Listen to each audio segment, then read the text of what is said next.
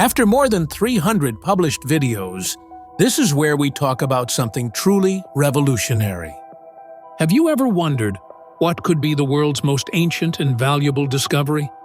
Actually, it doesn't matter anymore because, in the next few minutes, you're going to find out exactly that.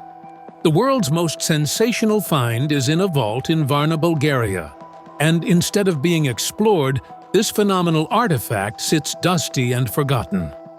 The fear of its release stems from the fact that it will overturn previous scientific theories about the origins of the world's civilizations. On July 15, 1985, at a depth of about 305 feet and 40 miles inland from Varna, Professor Petko Dimitrov found Noah's plate. He was then ecstatic with his discovery that would overturn history. Instead of recognition, however, the professor made enemies in high places of power and a backlash from the Bulgarian historical community. But the evidence that an unprecedented flood of biblical proportions took place nearly 10,000 years ago in Lake Euxine and transformed it into today's Black Sea is undeniable. It is for this reason that Professor Dimitrov receives great support from the world scientific community. When Professor Ryan and Pittman, who have been on Noah's trail for decades, learned of the discovery, and they immediately came to Bulgaria. However, this will lead to a new, unseen chapter in human history and the supposed discovery of the civilization that created the later Sumerian, Egyptian, and other civilizations. But first, let's go back 9,500 years. In Bulgaria, in Karanovo, Gradeshnica, and near Varna, slabs of local clay were found with cuneiform letters of Sumerian type. Similar ones have been found on the territory of present-day Turkey, and in the Balkans, in Romania, in Tartary, and in Yugoslavia. These finds have been dated independently in each country to approximately 5,300 BC. They are just like the clay tablets found in Sumer, which are dated to 3,300 BC. Only, the ones in the Balkans are 2,000 years older than the Sumerian ones. This fact suggests that probably the so-called Sumerians lived around the Black Sea in 5,300 BC, but escaped the Black Sea flood somewhere around 5,000 BC. So 7,000 years ago, all the way to Mesopotamia, and founded Sumer. This would also explain the description of the flood on their clay tablets. We will look in detail at how this migration happened in a moment, but let's start with the flood.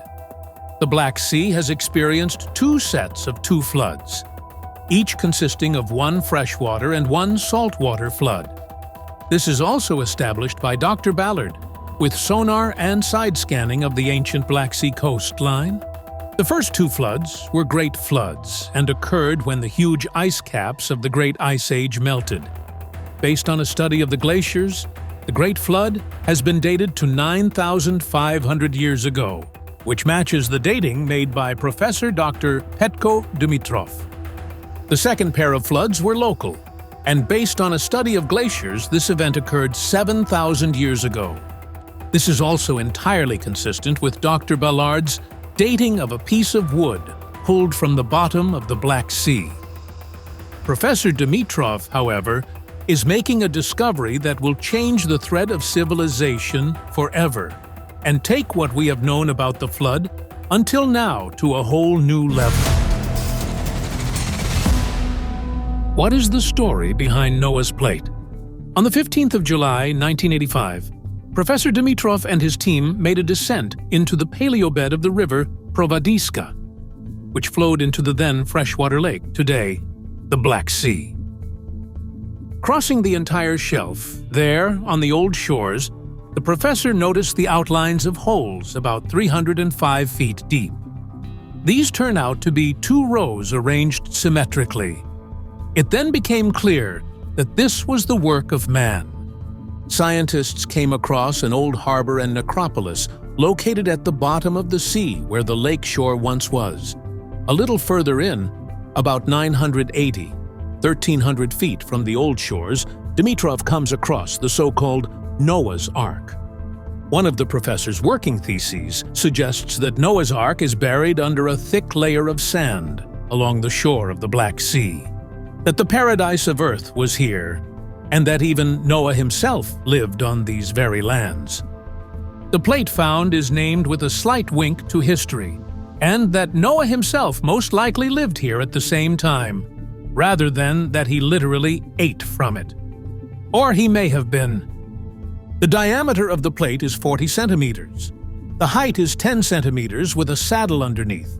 It is of very fine workmanship, very symmetrical. Presumably, it is not made of clay, but of sandstone. The writing found on it has been identified by a specialist as the oldest writing that existed before the flood, and is found in Sumerian, Egyptian, Indian, and Greek writing. After this discovery, the professor was sure he had overturned world history. However, this was not the view of the Bulgarian scientific community, and the find was cruelly neglected.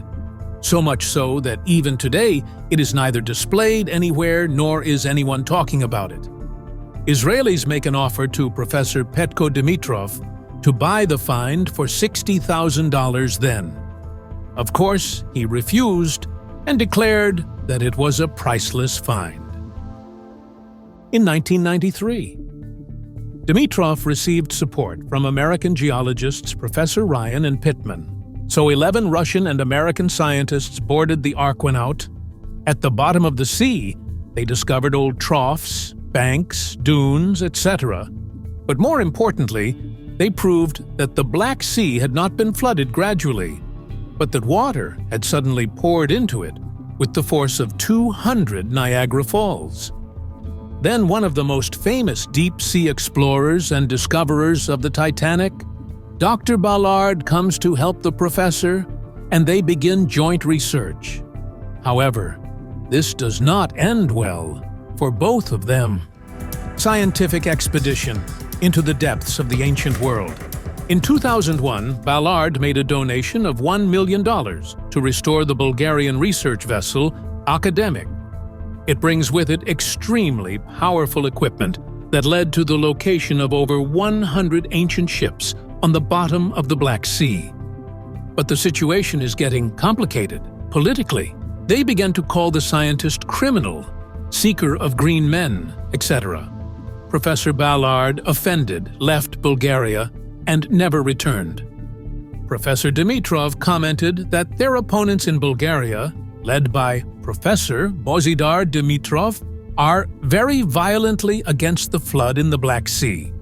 According to him, the main goal is to hide the inconvenient truth from the world. The director at the time of the National History Museum, Bozidar Dimitrov, commented on the incident, saying that Ballard was not making archaeological expeditions, but was exploring for gas and oil without paying the exploration fee, having to pay $15 million for a perimeter of several miles. He says the explorer had no permission from the Bulgarian government or the Bulgarian Archaeological Institute and Museum. Yet Bozidar Dimitrov denies having expelled him for the simple reason that it was not within his authority. He simply wrote that he broke the laws in what he was really doing, and Ballard left after that. So that concludes the research altogether, but the basic version that is supported by the aforementioned expeditions is that many of Noah's descendants, mixed with Aryans who lived around the Black Sea at the time, were displaced because of the floods, and were the basis of Sumerian culture in the East after the biblical flood that occurred around 8000 BC. This plate is not just an artifact.